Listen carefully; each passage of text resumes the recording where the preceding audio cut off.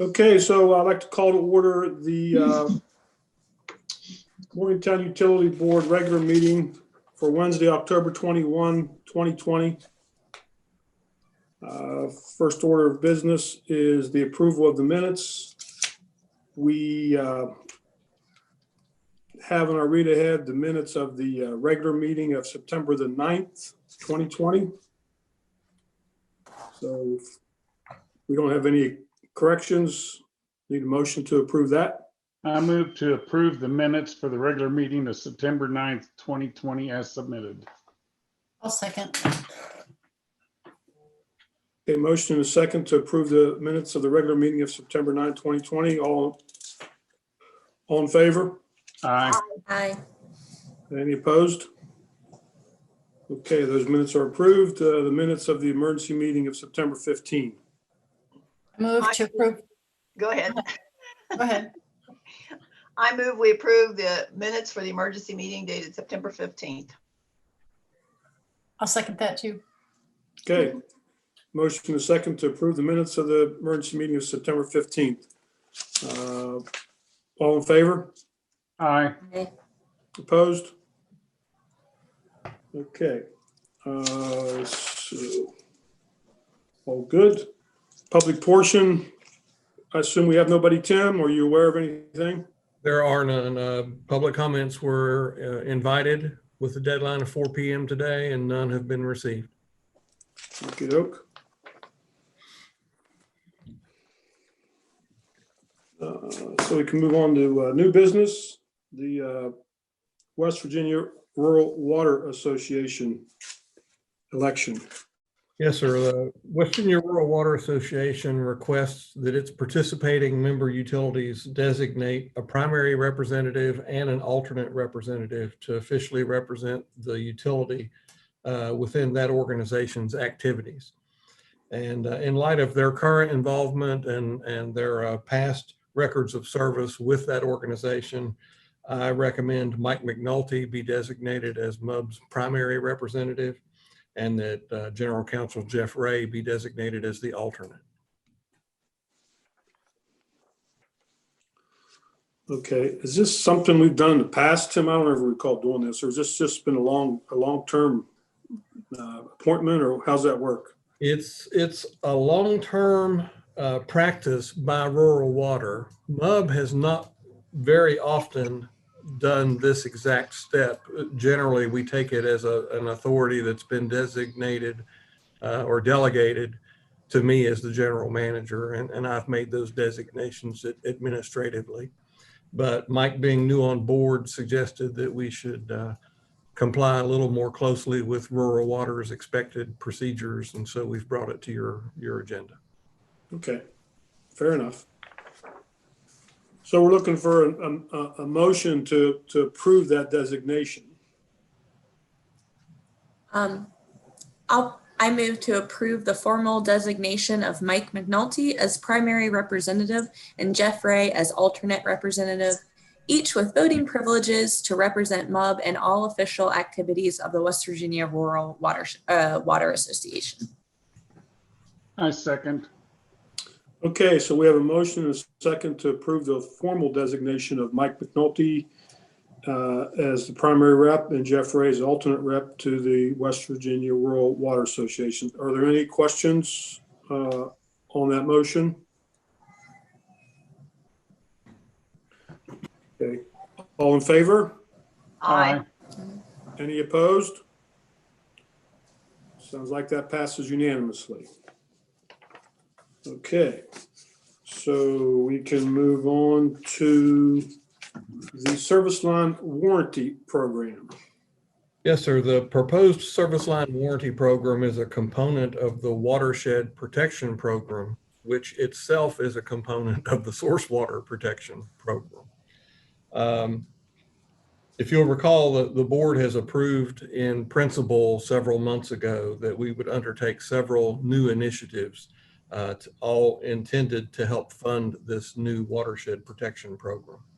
One is that our customers would be provided the opportunity to voluntarily round up their bills, so to send us their change. So if their bill was X dollars and 27 cents, they would authorize their bill to be paid in X plus $1, and the 63-cent change would go to MUB's watershed protection program.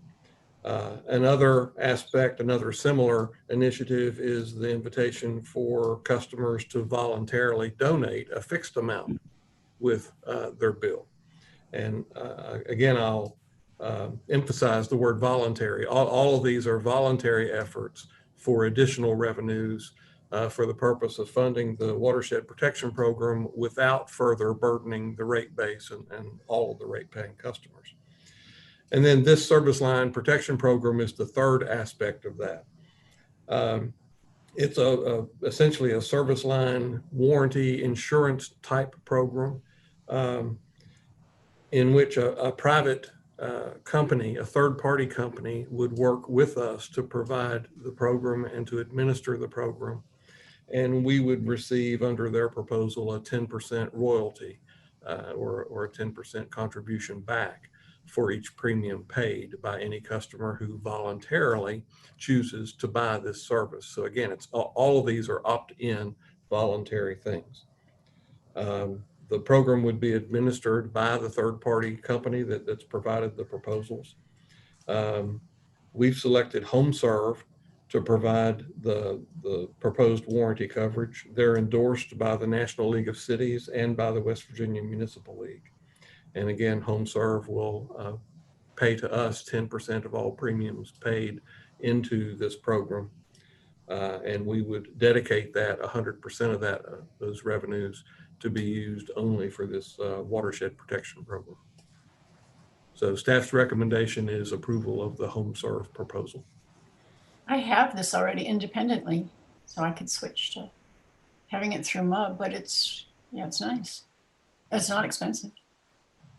What is the projected monthly cost per residential customer?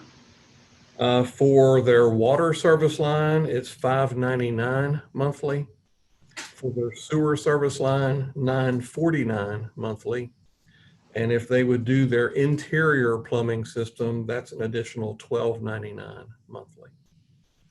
And how do they go about terminating service if they so desire? Is there a lengthy process or an easy way of terminating that would the service with HomeServe and thereby HomeServe notifying MUB to stop billing? I'll defer to Jeff on that one.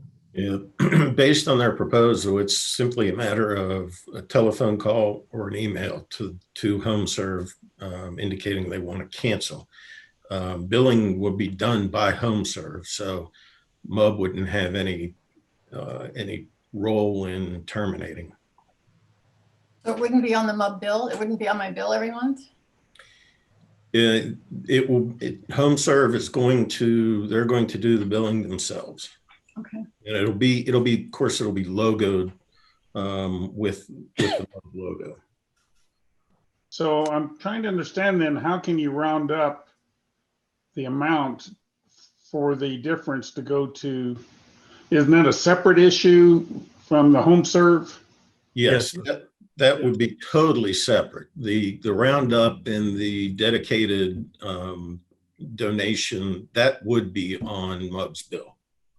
Does that require a separate motion then, besides the motion to accept HomeServe? I wouldn't see the need for those two to be subject of any motion.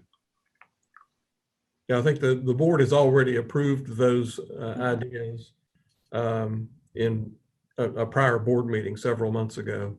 And the only focus tonight is to approve the actual proposal for the purposes of executing a contract with HomeServe so that we can initiate the service line warranty. No, okay. I thought we had discussed it. I knew that we had thought about that, but I didn't know that we had formally gone ahead and approved that rounding up process. Is that currently now being reflected in the MUB bills? It is not. We thought that we would initiate all three of these programs with the same rollout date. So okay. we postponed the other two until this HomeServe proposal is ready to be accepted. And the other question I had was, you mentioned individuals being able to make independent contributions to the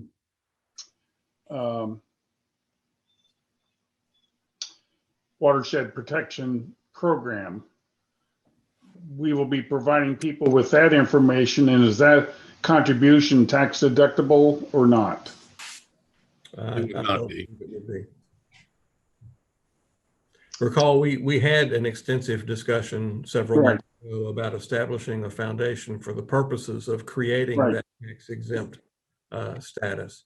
And we decided that that had a higher administrative burden, a higher overhead than we wanted to pursue. So no, these donations would not be tax deductible. I'm only raising it now as a point of clarification. I recall those discussions and just think it all ought to be, when we roll this out, that ought to be emphasized in the rollout of the information. Yes, sir. Will the home serve, is that for any MUB customer? So would that be for businesses as well? Or just residential? It would be residential only. Okay. Good clarification. And sorry, one more is if it's like a rental property, is that counted as a residential or a business, I guess, for the homeowner? How would that work? That's a good question. I think it's going to come down to if the customer is a business, you've got 1 meter. I don't think they would constitute that as residential. If you have a mobile home park where everybody is on their own separate meter, I think in that case they would consider that residential. Okay. All right. Thank you. Okay.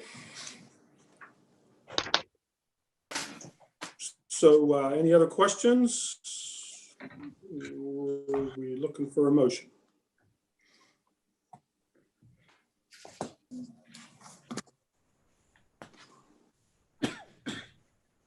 I move to approve and accept the September 4, 2020 proposal from HomeServe USA to offer our customers a proposed service line warranty program with terms and conditions of said proposal being clarified and negotiated in subsequent correspondence dated October 1st, 2020 and October 2nd, 2020, with MUB committing to use the income derived by MUB from said program to supplement the funding of its watershed protection program, and to further authorize the general manager to execute all contract documents related thereto. I'll second. Okay. Motion and a second to approve and accept the September 4th, 2020 proposal from HomeServe USA to offer the proposed service line warranty program. Additional questions on the motion? Okay, all in favor? Aye. Any opposed? Okay. Sounds like it passes unanimously as well. Okay, old business, Coben Creek. Yes, sir. Coben Creek earthwork continues. There are 2 soil screens in use at this time. Concrete walls for the spillways continue with good progress, and that portion of the work is nearing completion. The contractor, actually the subcontractor working on that concrete work, will soon begin placement of the spillway floor as well. Excavation for the sediment trap has begun at the upstream end of the reservoir. The contractor is now approximately 44% complete, so their pace has improved noticeably, but they still remain significantly behind schedule, about a year. The revised completion date is now April 2022, again, about 1 year later. We're negotiating with the contractor on the terms of that time extension and whether it will be approvable or not. Again, there's been a good bit of progress accomplished since your last video tour, and so Jim Fetty has a new video tour prepared for tonight. So Jim, take it away.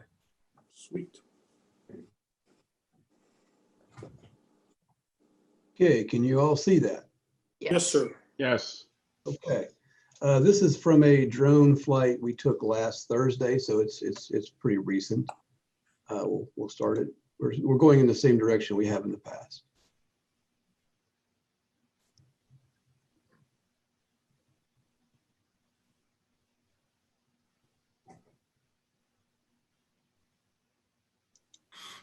Oh, look at the right side of the spillway. You can see that the walls are coming along nicely. At the bottom here, we've got a little bit more to do on each side, and the walls will be done.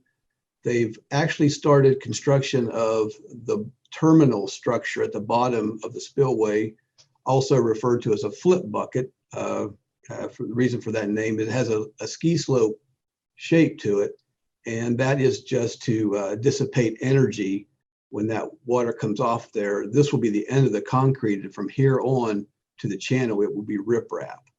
Also point out this structure here that when this video is done, I'll get a picture of this. This is the overflow weir. It's referred to as an OG type weir because of its shape.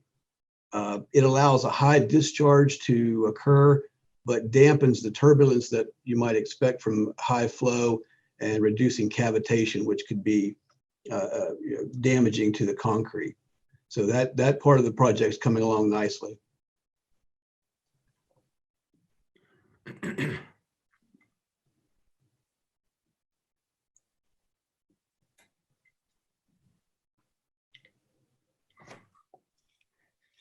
Stop it here, and you can begin to see the footprint of the dam fairly clearly. If you remember, there's 3 fill areas. This front part is the downstream fill material, and what you see here is a protective layer that's on top of a horizontal drainage blanket underneath of this, and it's 3 feet of sand and 2 foot of gravel on top of that, with perforated pipes that run back up through the gravel. And this is a safety measure for the dam. If some water would somehow get through the impervious core, then this system is designed to pick it up and take it away from the dam and discharge it properly, so we don't have a blowout occur someday and a failure potentially.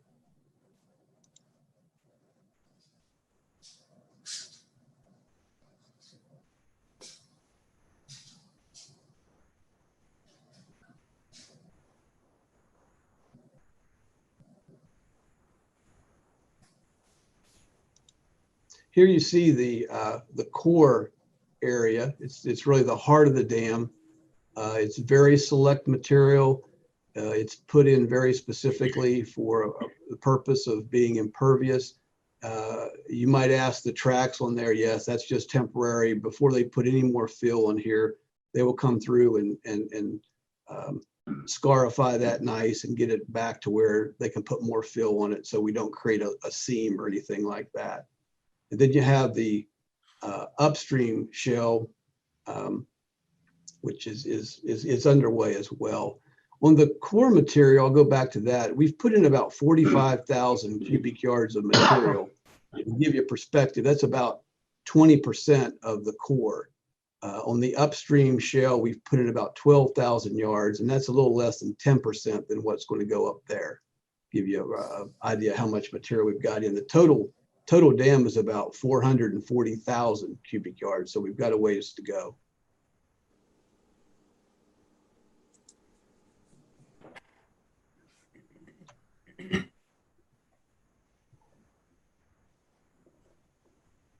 Coming up, the darker material that you see is actually material we've taken out of where we're building the sediment trap further upstream. And this material is being processed at this location to be used as a part of the upstream fill material. The front part here is just the raw material out of the ground. You see the dozer pushing it. There's a screen in place here processing it.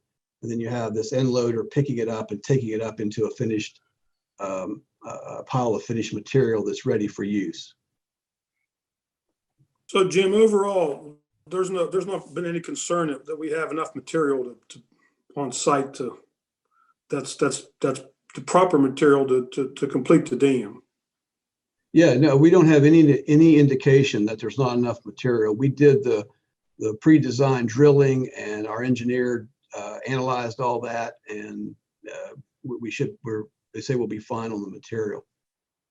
These piles you see here, they will all be used in the dam. Most of this will be the downstream material. It's not as important as the other two, so you can use a lot of different types of material on the downstream part. And you see a truck coming from the sediment trap area with material to be processed.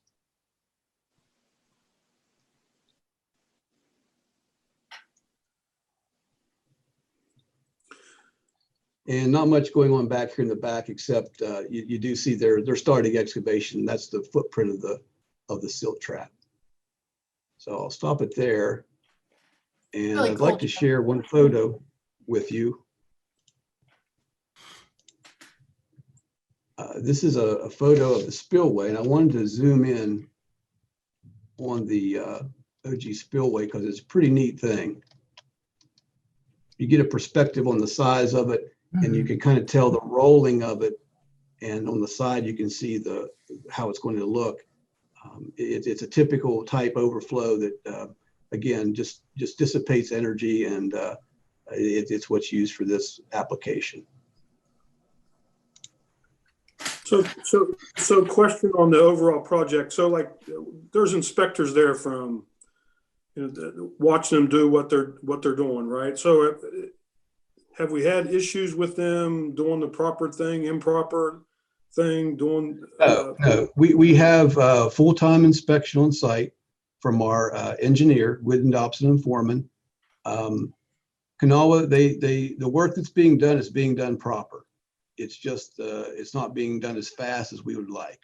But anything that's found not to be up to spec is immediately rejected and replaced. But that's rare. They do good work. It's just not as fast as we would like.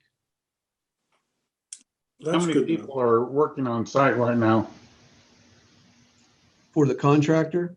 Overall? I would say there's probably 40 to 50 people on site, counting the prime contractor as well as their subs. The sub that's doing the concrete work on the spillway has its own workforce. Okay. Very nice. Thanks, Jim. Sure. We're pleased to report to you that the raw water line is now completed, with the exception of some minor work just involved in testing the pipe and some minor final cleanup, but that all components of the raw water pipeline have now been completed. And then the last aspect of other work related to that project is the stream restoration at Fike Run out in Preston County being done by Reclaim LLC. Reclaim has about 60% of that stream work done now. Their time will need to be extended into the spring for reseeding and revegetation, but we think that the bulk of the stream work, the hard work, will actually be completed before the winter shutdown. And I think Jim has a video tour updated for that project also.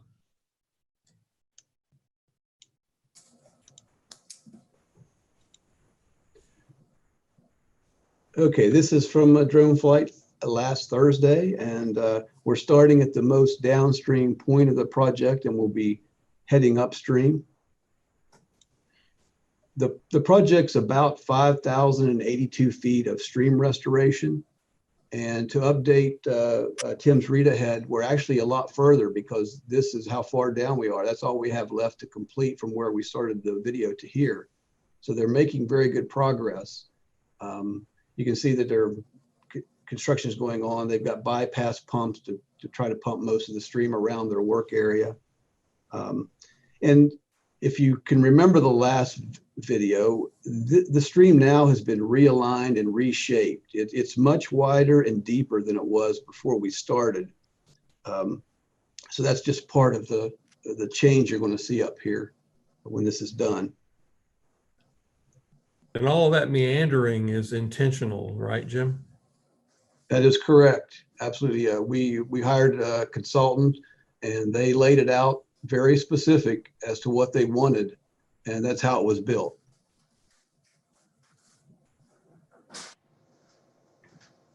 So with those small dams or rock areas, they'll stay like that as, Well, yeah, that's a good point. Those are intentional structures. They are not dams. They will be just part of the stream. We've put over 200 of those in, and they, from what I understand, they provide stabilization to the stream once it develops, as well as it creates pools for habitat to take hold of. When this is completed, will there be a cold water fishery? That's not area that I'm expert in. I'm not sure this is cold enough for that, but it wouldn't be something that we have planned to do. That would be someone else. And you can see we've tied in small runs where they were encountered, and even some larger ones here that you see the structures in those as well. That was all intended and by design. And you see now we're turning some green. Since this video was taken, about 75% of the stream disturbed area has been hydroseeded, and we're hoping some of that will take before winter. And if it doesn't, we'll have to add some E&S controls to get us through the winter.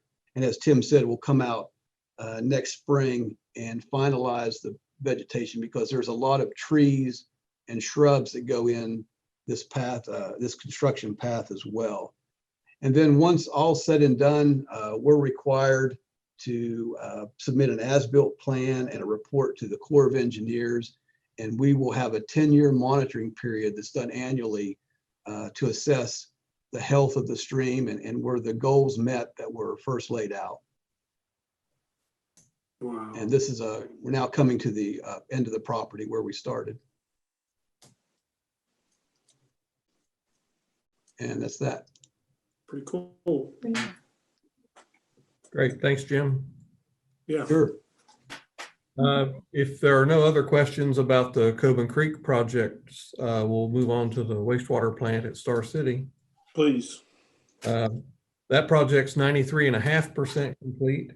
You'll probably see that completion percentage slow down a little bit now. Most of the major work is done, and so it's going to be a little more difficult for the contractor to achieve a 1% or a 1.5% completion increase in a month now. They're somewhere between 6 and 7 months behind schedule. Their revised completion date that they've suggested to us is September 28th of 2021. We're also talking with that contractor about what the contractual ramifications of that time extension might be. The membrane performance testing is completed. Major work that's underway now includes electrical and control work for the new digester. The new digester is that tall concrete cylinder or tower that overlooks the site now. We're also continuing mechanical upgrades to all of the existing clarifiers, both primary and secondary clarifiers.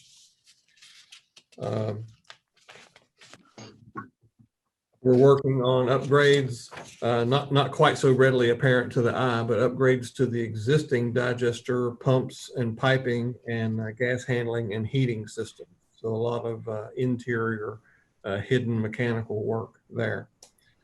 Other work that's about to begin is some of the site grading, seeding, and paving. So again, the contractor's beginning to approach completion, and so some of those cleanup items now are on his work list.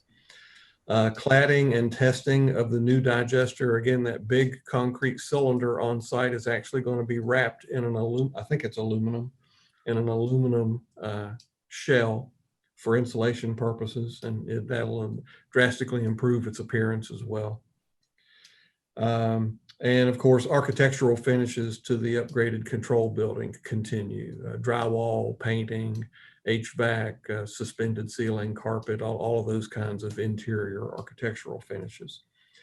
A lot of these things are not visible to the eye, so I think Jim does not have an updated video tour for this project. Is that correct, Jim?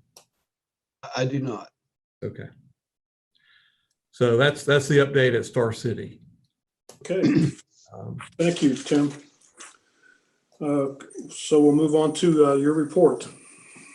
Well, unfortunately, COVID continues to be a significant factor in all of our lives and appears to not be on its way to being resolved anytime in the immediate future. So our office remains closed to the public. Of course, approximately 50% of the employees are on site working on any given day, but we do continue remote working for all of those employees that can accomplish that.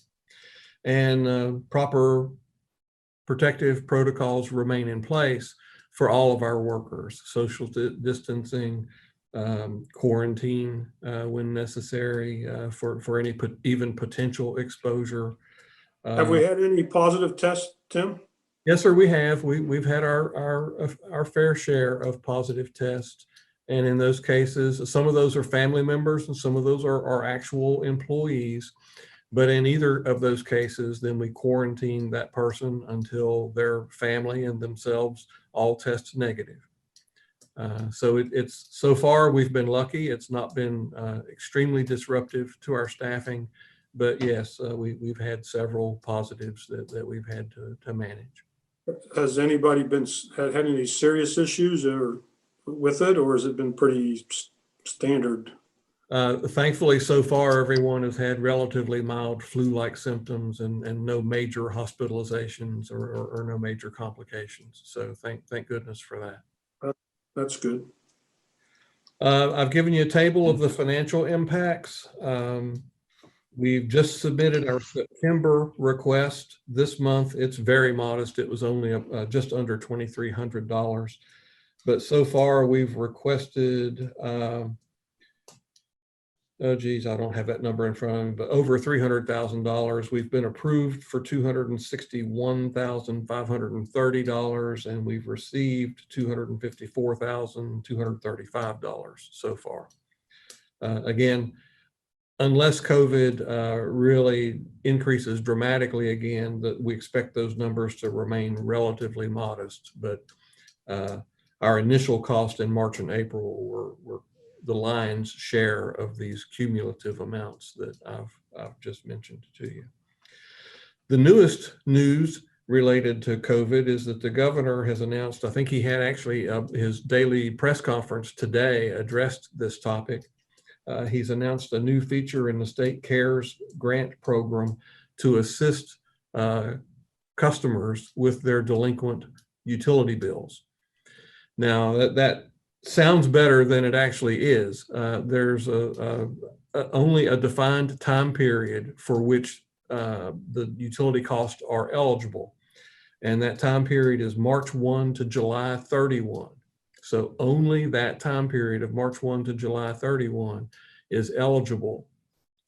So if you think about it, here we are now in mid-October. So those bills have been delinquent for some period already. And so those customers are either gone or they're gone as in they've moved away, or they have a deferred payment program with us in order to maintain service while their bill is delinquent. Without getting into the details, because they still, I think, do remain to be defined in a closely detailed way. The big picture for this program is that we will notify the eligible customers. We will issue letters to them. If they've not already been issued, I think they'll be issued by Friday of this week. Debbie, I see you in the background of Bev's view. Is that correct on that schedule? Okay, I couldn't hear you, but I saw you nod your head yes. Okay, they've been mailed out? They went out today, Tim, or yesterday, I believe. Okay, great. And we'll have a press release that we actually issued today that we'll post to our website tomorrow that describes some of the greater details of this. Basically, the customers have until November 12th. So every eligible customer is getting a letter that was mailed today. And that letter will instruct them that they need to respond to us to MUB by November 12th. And that's a hard deadline of November 12th. We will then accumulate those responses from the customers, which those responses need to include an assertion of their eligibility and some amount of documentation to substantiate it. When we receive that information from them after November 12th, we will accumulate it and submit a grant application to the governor's office through MUB. So the customers don't have to apply to the governor. They apply to MUB. MUB will accumulate that and submit it to the governor's office. The governor's office will review it. Hopefully they'll approve all of it, but whatever portion of it the governor's office approves, we will then receive those payments. MUB will receive those payments from the governor's office, and we will apply it to the eligible accounts that have been approved by the governor's office. So that's the big picture of it. When will those amounts be received? How quickly will they be reviewed? I can't begin to even guess. So we'll just have to keep the public informed as those details become known to us. Right now, we don't know. That's everything I have on COVID, except that I'll mention that our water demands and therefore our utility revenues following those demands have stabilized fairly well. They are slightly off by about 3 or 4% less than this time period last year. And I attribute that to the partial online curriculum that WVU has adopted. That, you know, they have a mixed curriculum with a lot of on-site conventional instruction, but a large portion of virtual online instruction. And I think that mix has resulted in a decrease in revenues to us. Recall at its worst, when the economy was shut down and WVU was completely closed and doing everything virtually back in March and April, we were down 10 to 12%.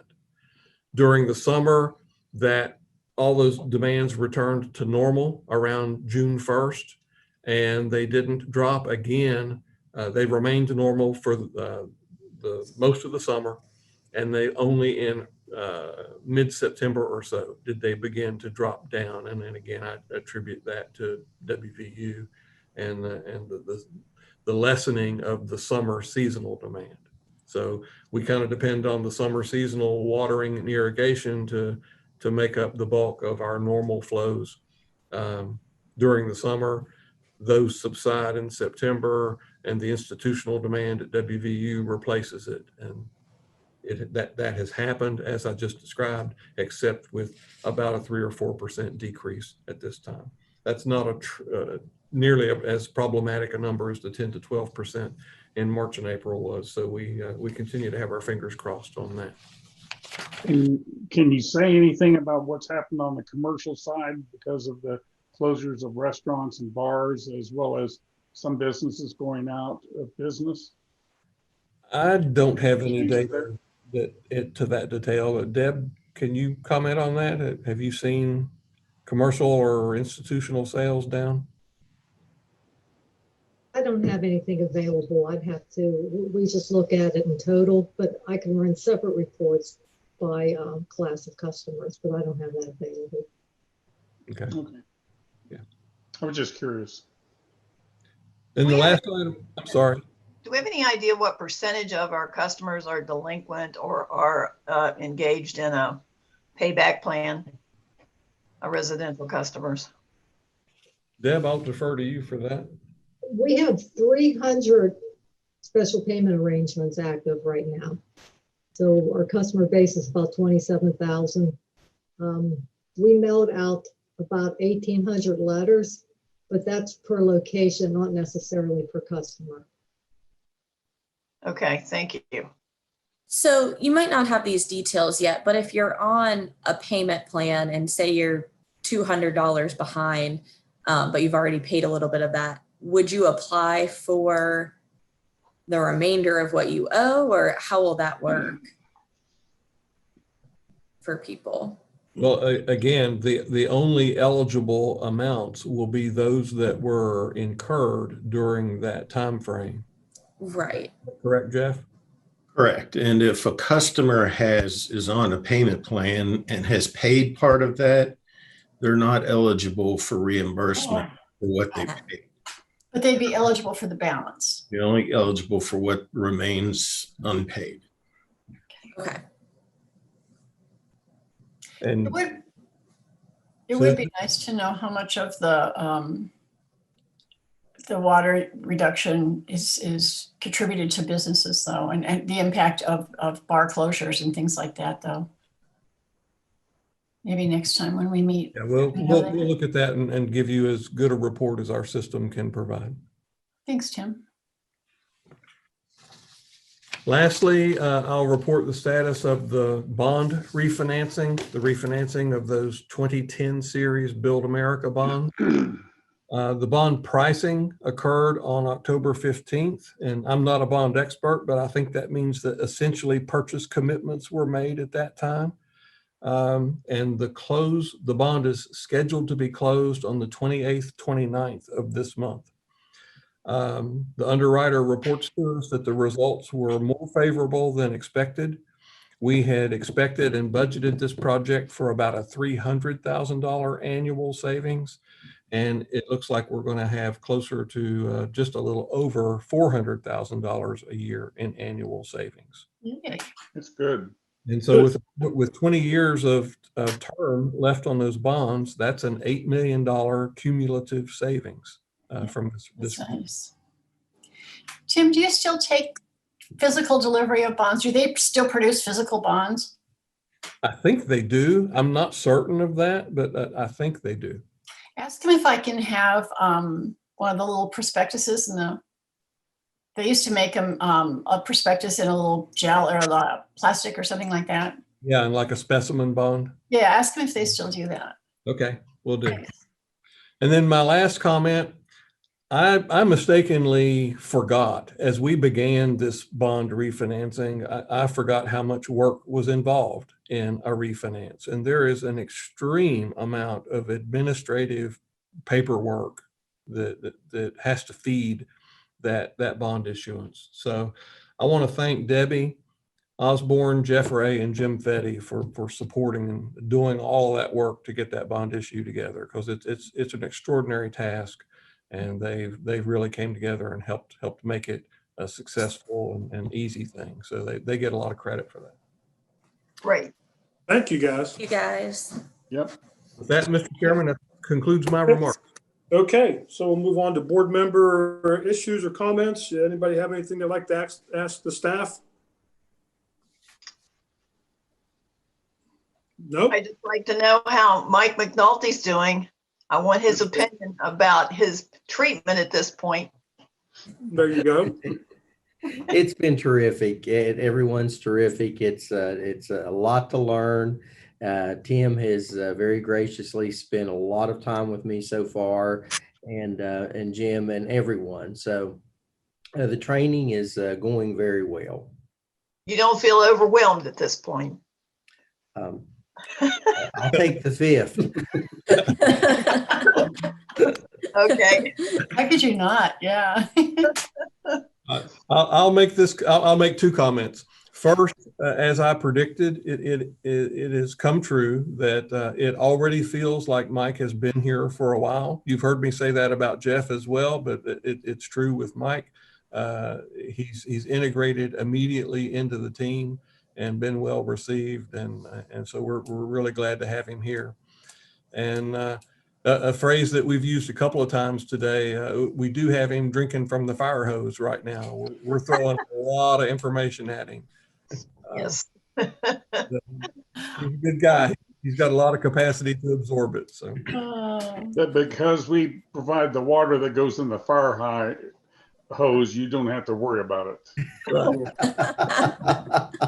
Has he been introduced to the city council and the mayor yet? Not yet, but we'll work on that. Are you getting settled in Morgantown? Yes, we got settled in late last week, and so we did have to run back to Charleston Saturday and a trip down and back, but we're home now. Good. Good. Well, welcome, Yeah. Mike. We're glad to have you, and we're glad that you're fitting right in. Yep. Well, thank you. Great news. Okay. Any other comments? If not, we can have a motion to adjourn. So moved. I'll second. Second. Motion and second to adjourn. All in favor? Aye. Aye.